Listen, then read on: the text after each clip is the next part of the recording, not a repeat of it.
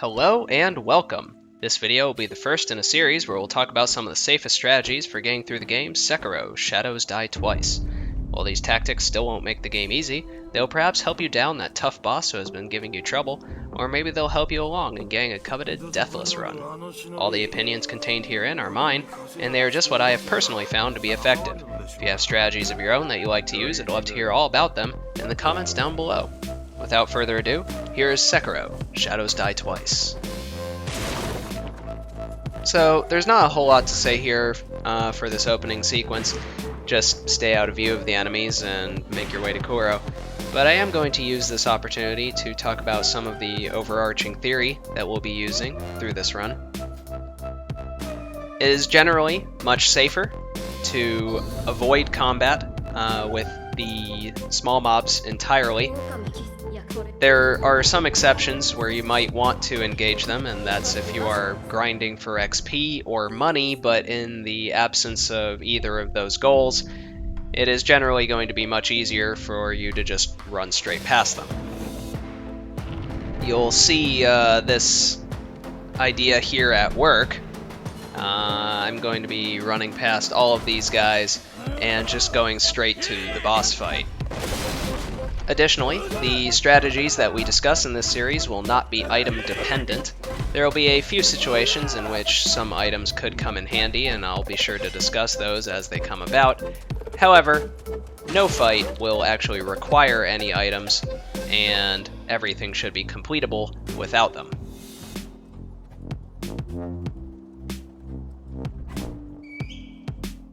And this first boss fight is more or less totally scripted. You can fight Genichiro here and you can technically win, but then he'll just cut your arm off anyway and you'll go to the first part. So if you're just trying to get things done, then just go ahead and get cut down right when you show up and get on with it.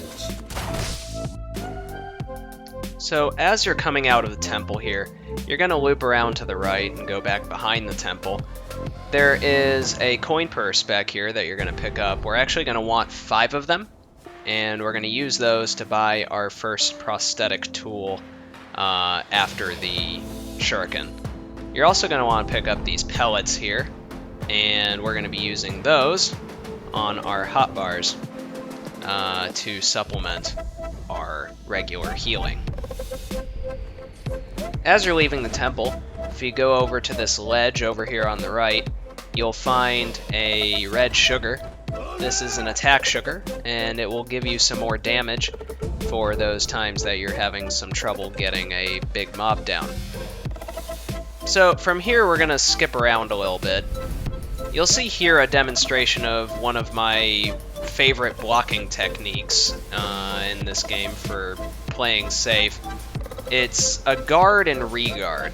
So you hold up your guard, and then you just let go and put it back on right afterwards.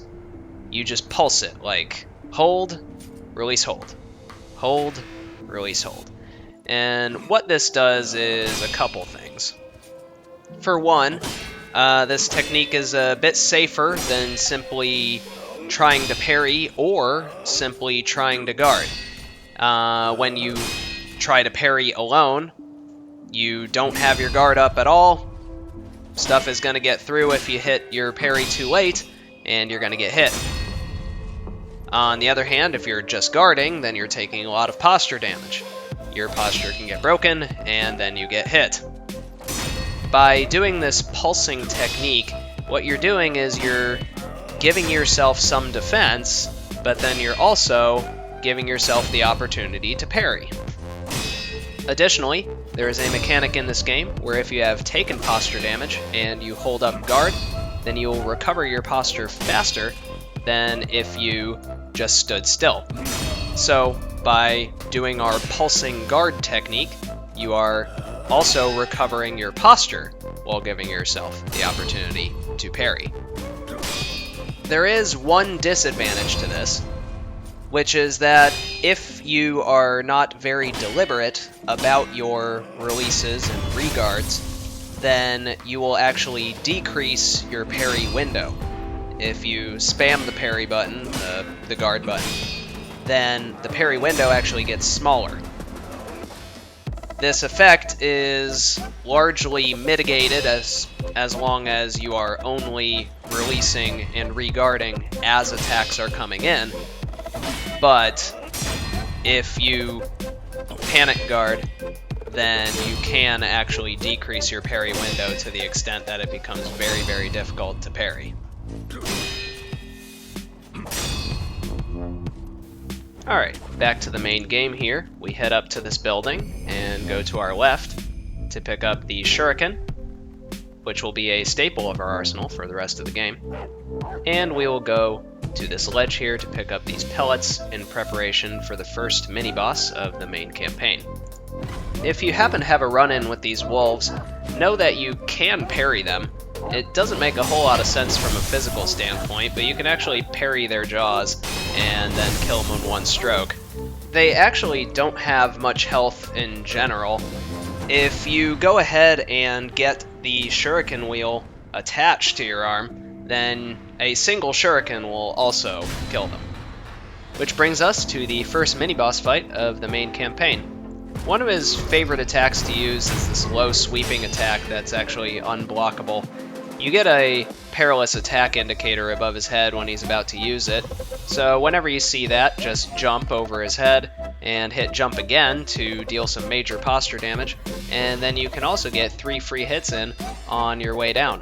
One of his other more unique abilities is this posture recovery move. He'll back away from you real quick when he's at relatively high posture, and then he'll start like powering himself up, and when he's done, his posture meter will go down.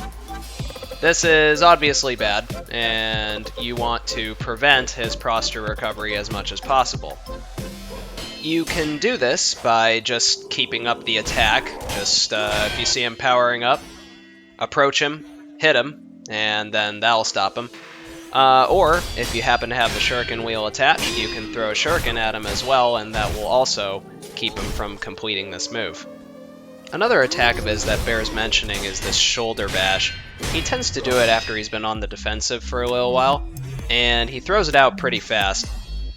If he manages to land that and then also get the slash on you immediately afterwards, it can eat a good chunk of your health, if not one-shot you.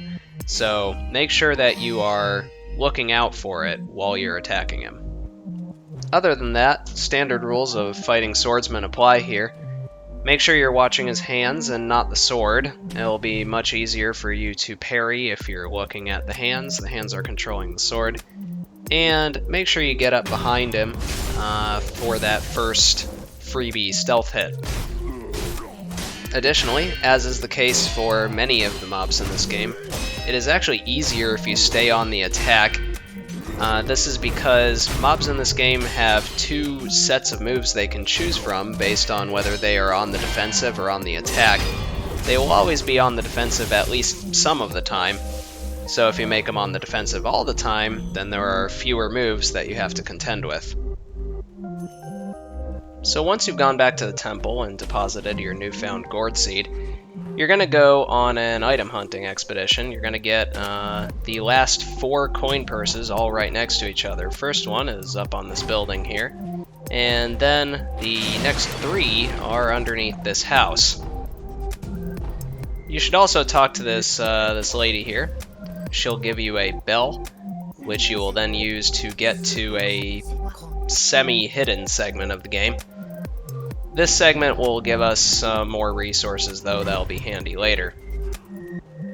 And once you're done talking to her, get up on top of this mountain over here, talk to the merchant, sell all of your light coin purses, and then buy the Robert's firecrackers. This is another prosthetic tool, and it will be especially useful for us later on. For the first boss in particular, and for a bunch of things, really. Make sure you grab this sugar pickup once you drop off the mountain. This will be especially useful when we get to the chained ogre.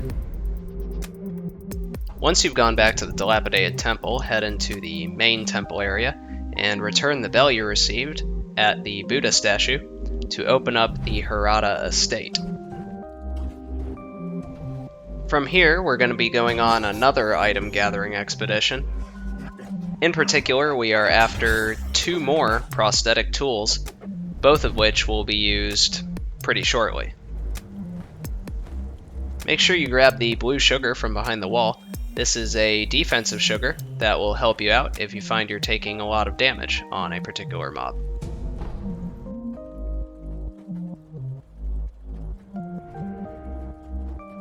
Once you've run along the top of the wall a little ways, you'll be in this open village area. The item that you want is right next to the fire. Make sure you grab it and run. There's a lot of mobs in this area and it can be very challenging to clear them all out. Once you've managed to make your daring escape, go into this subdivision here to your left and go all the way down to the end. And jump on the mob to the right. He's got a hammer and he can be pretty annoying to deal with. The item that you want is inside this hut.